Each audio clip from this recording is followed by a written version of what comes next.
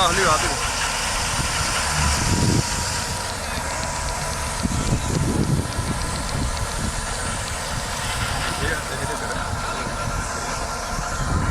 बिच में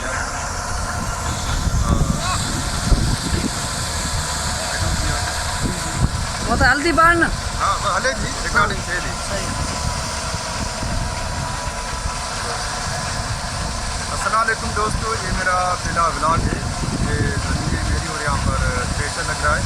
ये हमारे मैनेजर भी हैं या ज़मीन का समझिए कि आप सारा काम संभालते हैं। अभी आपको बताएंगे कि यहाँ पर जो बैक साइड में क्या हो रहा है। पीछे बैक साइड में दिखाएँ आप, थोड़ा आगे लेकर आएँ।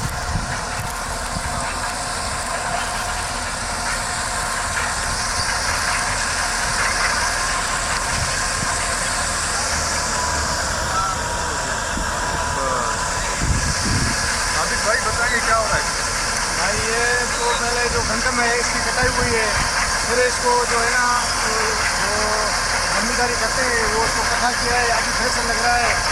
अभी ये घास है, ये जो भैंसों को चलाते हैं।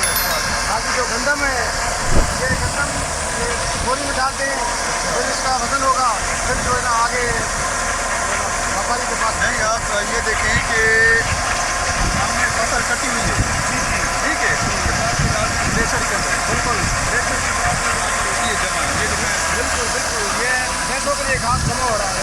अभी फिर इसका क्या कर सकते हैं? जो सारे अच्छा, ये इसका जो बुरा निकलता है उसका क्या करता है? उसको ये जो भैंसों के लिए धंधे ले जाते हैं ना, ये जो घास है, ये जो गंदम का घास है, ये के लिए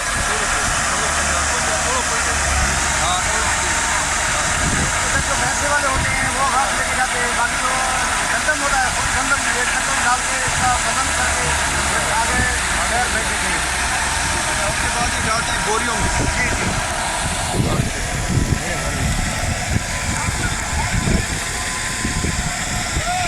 यहाँ पर मेरे ख्याल में वजन करते हैं इसका। बिल्कुल बिल्कुल इसलिए ज़रूरत है। बोरी में डालते हैं, इसके बाद ये काम करते हैं। इसको बोरियों में डालने के बाद ये गवर्नमेंट की उसमें भेजते हैं या प्राइवेट? ये प्राइवेट भेजते हैं। इसका थोड़ा बहुत वास्ता होता है गवर्नमेंट वालों के साथ, तो वो गवर्नमेंट भेजते हैं, नहीं तो फिर ये प्राइवेट इधर होते हैं वो। अभी आप भाई ये बताएं कि अभी जो रेट चल रहा है उस रेट से आप मुतमईन हैं? अभी क्या रेट? नहीं नहीं, रेट तो बिल्कुल कम है, क्योंकि ये जो एग्रो होता है ये बहुत महंगा है। अभी तो इसमें कैसे गुजारा होगा? मतलब कि ज़मीन का खर्चा ज़्यादा है। बिल्कुल उसके बाद जो मशीन चलती है, जो हर लगता है, वो खर्चा ज़्यादा है। लेकिन जब फसल तैयार होती है तो गवर्नमेंट रेट कम कर रही है, तो ये नुकसान है। दोनों को नुकसान है, वो जो जमींदार को भी है और जो हारी है उसको, दोनों को दोनों को नुकसान है। बताइए दिखाएँ आप यहाँ पर।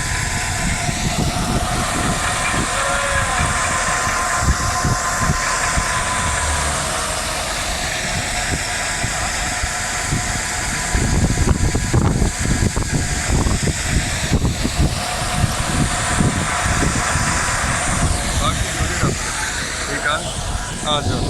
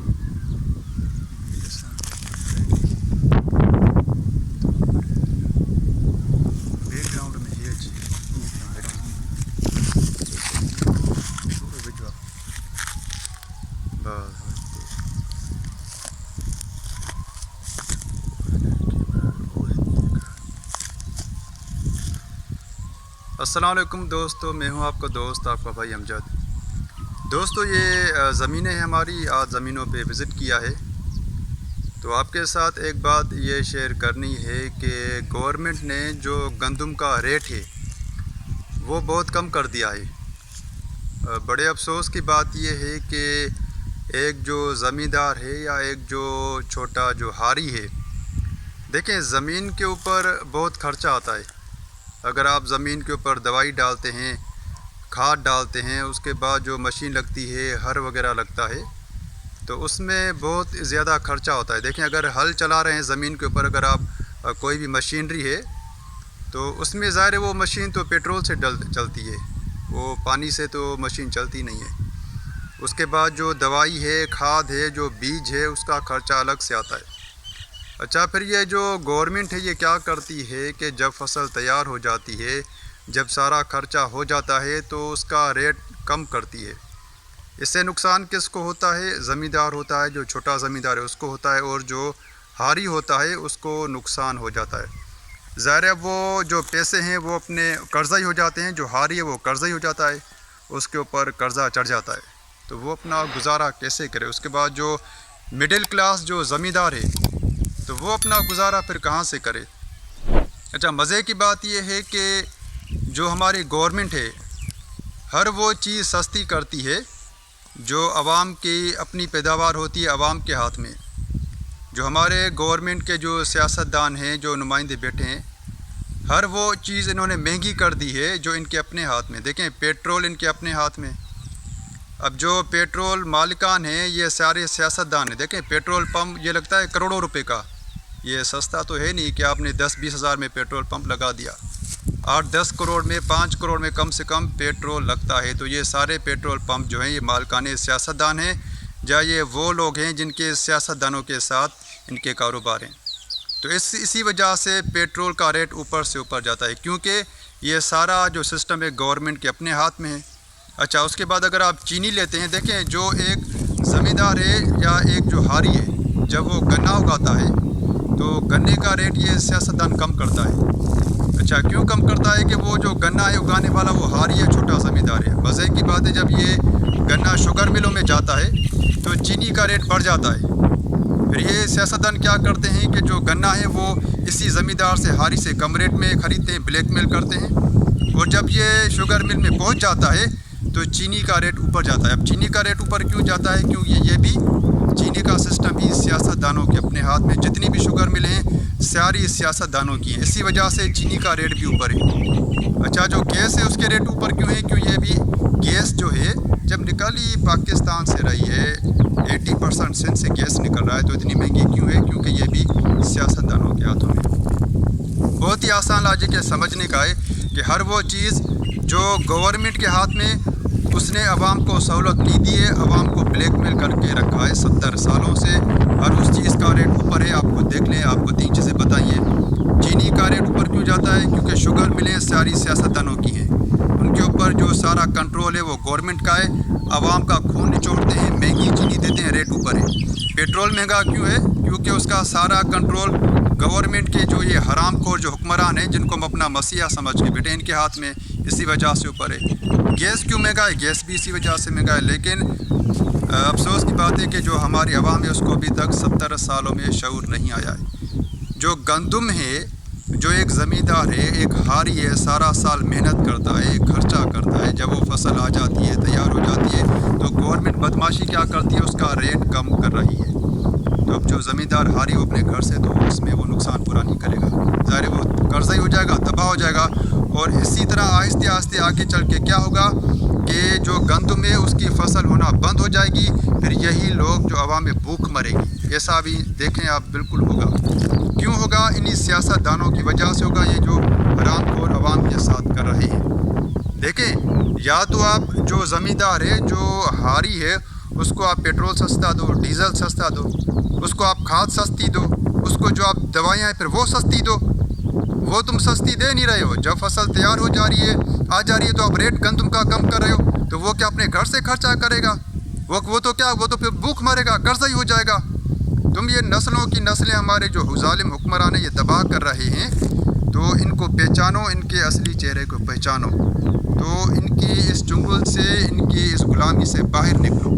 तो आज की वीडियो में, क्योंकि ये ज़मीनें हैं हमारी, तो यहाँ पर मैं विज़िट करने के लिए आया था, तो सोचा कि इस हवाले से भी मैं आपको ये आगाह करूँ, बताऊँ कि भाई गंदम का रेट जब नीचे जाएगा तो नुकसान ज़मींदार को होगा, हारी को होगा, और उसकी जो आइंदा वो सोचेगा कि फिर मैं ये फसल करता ही नहीं हूँ। जब फसल नहीं करेगा तो आप आटा कहाँ से खाएंगे?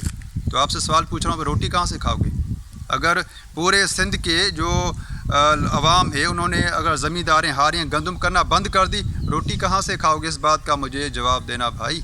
तो ये जो हुक्मरान है ये तो महंगी डबल रोटी खा लेंगे, इनके पास हराम का पैसा बहुत है, ये आटा 500 रुपये किलो लेके भी खा लेंगे। तुम लोग अपने बच्चों को कहाँ से खिलाओगे?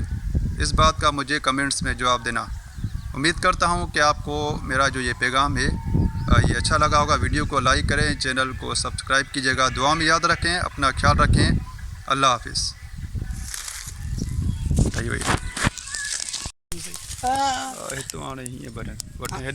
जी जुबैर गन जल भी काबू कर खुले लाई फ्रंट में करें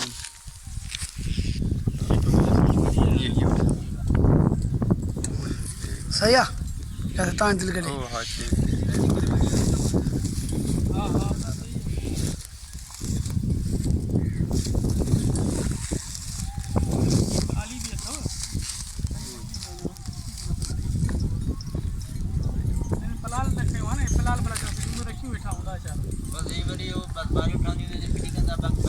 पलाल बहुत तरह से खड़ी आऊँ हाँ पलाल मुझे बारह घर खेते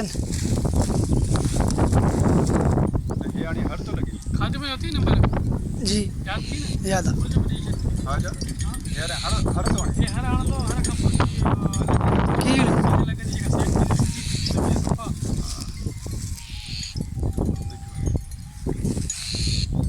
दोस्तों इस वक्त ज़मीन पर जो है माहौल लग रहा है।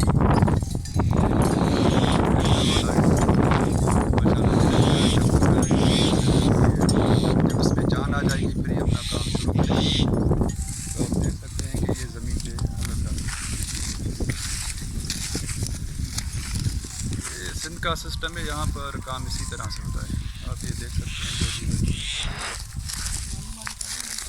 गांव का जो माहौल है उसका अपना ही मज़ा है। देखें हम जब यहाँ गांव आते हैं तो बड़ा सुकून है यहाँ पर, और साफ़ आबो हवा है। तो उसके अलावा यहाँ पर बहुत सुकून है। गांव की ज़िंदगी है, नेचुरल माहौल है। तो थोड़ा आप यहाँ से दिखाएं भाई बैकग्राउंड में। हाँ बिल्कुल, ये बैकग्राउंड में देख सकते हैं ये हल लगा रहा है ज़मीन के ऊपर, क्योंकि अभी गंदम की फसल उतर चुकी है। उसके बाद अब ये हल लगाएगा ज़मीन को, उसके बाद दोबारा उसमें काम होगा। बड़ी बेहतरीन चीज़ें। थोड़ा ऊपर बैठते हैं, आगे आ जाओ।